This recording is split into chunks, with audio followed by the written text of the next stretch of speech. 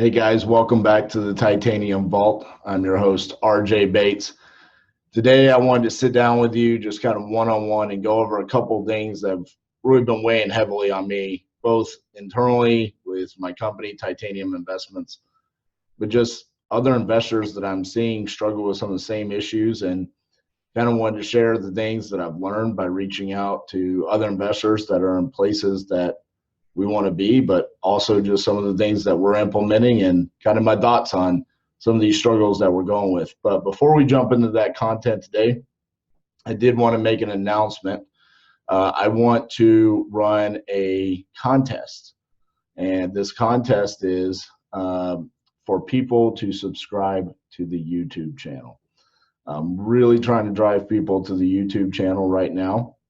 And so what I want you to do is go onto the YouTube channel, RJ Bates III, and subscribe. If you do this, take a screenshot of it, send me a direct private message on Facebook, RJ Bates III. That will let me know that you've subscribed. I'll enter it in. I'm going to pick a random person out of that. Make sure you're still subscribed to the YouTube channel. Whoever wins that, I'm going to send a $100 gift card to. That simple. Okay?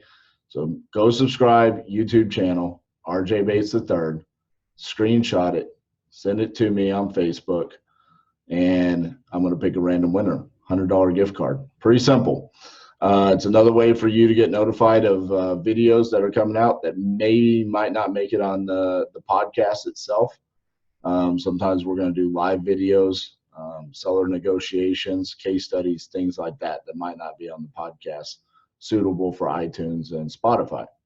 All right, that being said, let's jump into today's content. I want to talk about how, as real estate investors, it is so common for us to be constantly riding a roller coaster, okay?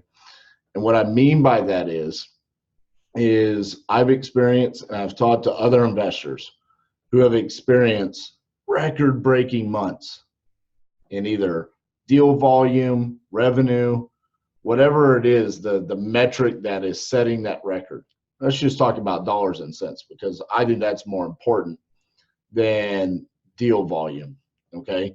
For example, I could be closing a portfolio this week. That doesn't mean anything, because at the end of the day, I might not be making near what I would normally make on a wholesale transaction per property. I could be making a couple $1,000s per property, and it could be a great assignment fee.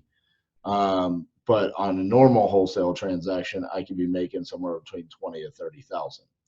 So let's just talk about dollars and cents, because that's what we run business for, right? Is to make money, not to just get notches on our belt and close deals. So when we talk about revenue, say we go have a 6-figure month, okay? And that's fantastic. So often, following a 6-figure month could be a record low month. This is the dip, right? You were at the peak, now you're coming down the roller coaster, and you're just constantly spending all of that money that you made. And this has been an issue in our company, and this has been an issue for a lot of investors that I've spoken to, including probably people that are listening to this interview right now. And what I want to talk about is how to avoid those situations. First and foremost, let's talk about consistency within marketing, okay?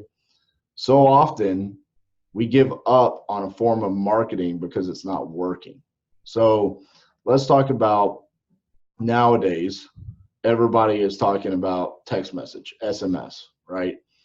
You hear it in all the podcasts, everybody's talking about it. Lead Sherpa, Text Magic, Roar, go to the masterminds. Everybody's talking about it. Like, this is what you have to be doing, okay? Now, it's very easy to start sitting there and think to yourself, I could turn my entire marketing budget into text messaging and give up on cold calling or bandit signs or direct mail. And I think this is where people make a huge mistake, because what has been working for them in the past, a new shiny object comes in, they change their plan to start a new marketing plan, and give up on the traction that they had built with their other forms of marketing. For example, direct mail takes time. It takes multiple touches to be a good form of marketing. So often people want to just send out one postcard to a house and hope they call back. That's not how direct mail works. You need to be sending it 5, 6, 7, 8 times, and eventually it's going to be the right time for that seller. And when it comes to stopping that, to now start text messaging, now you're making a choice for your seller. What I mean by that is you're making a choice that the seller should respond to your text message over feeling comfortable by receiving a postcard and calling you that way. It's not up to us. Yes, we have to decide what forms of marketing we're going to use, but there's tried and true methods that you should be consistent with. If you're feeling this roller coaster that I'm talking about, you already have forms of marketing that are working, that are getting you to the peaks, okay? Whether your peak is $20,000 a month or $250,000 a month, I don't know. Everybody's in different places, but stay consistent with that marketing. And part of the reason why we fall down after we have record-breaking months is also due to the lack of delegation within our businesses, the organization. And what happens is that we go and we market heavily, we get leads, we get contracts, and then we sell them, and now we have to start it all over. Well, we don't have anything to sell. And why did that happen? Well, because you didn't have anybody to delegate acquisitions to, because now you were working on dispositions. This has been a huge issue for a ton of investors that I've talked to, where it's market heavy, get leads, go get contracts. Now I cannot do marketing anymore because I can't run leads, I can't run appointments, I can't do acquisitions because RJ, I spent all this money and I got contracts. Now this is where I actually make money. I have to dispo, right? And this is specific to wholesalers, but this could also be for flippers as well. You have to find a way to continue to be consistent within your marketing, running your leads and acquiring properties, even when you have them under contract and now you're to the dispositions phase. So say you're a 1 or 2 man show, you're going to have to find a way to scale your business. And this is the hot new word, right? Everybody's talking about how can you scale your business? Well, say you're a 2 man show. One person needs to maintain a focus on marketing and leads and lead gen and acquisitions, while the other person is focusing on transaction coordination and dispositions. Otherwise, you're going to always ride that roller coaster. And this is something that I see as a huge issue, because one of the hardest parts of business is when you're up here and you're feeling good and you do a campaign of marketing and you start going down because you don't have any revenue, you don't have any accounts receivable coming, to keep feeding the marketing engine, right? You're going down. We don't have any money coming. It's hard to keep pouring money into marketing at that point in time. You almost become like a turtle and you want to squeeze into your shell and be like, oh, if we could just go get a couple deals without spending, $5,000 or $10,000 in marketing. Well, that's not how this works. When you look at the investors that are just crushing it, these are the people that are going from sending 10,000 postcards and that they're finding success within that, to going to 25,000 postcards, to 50,000, to 100,000. One of the guys I'm sharing the stage with at Wholesaling Live just did, Rafael Vargas. He just did an Instagram or a Facebook story, I can't remember, the other day, where he was talking to one of his guys about how they were sending out 1 million pieces of mail. That is an alarming number. Shocking. But that's why he's crushing it, right? That's why he's the headline speaker at this event, because he knows that this works. He's tracking his numbers with KPIs. and he knows that direct mail works in at least some of the 8 markets that he's in.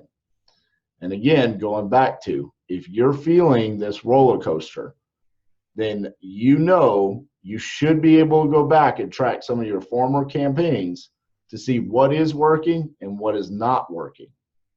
And at that point in time, you need to determine to stay consistent with that form of marketing.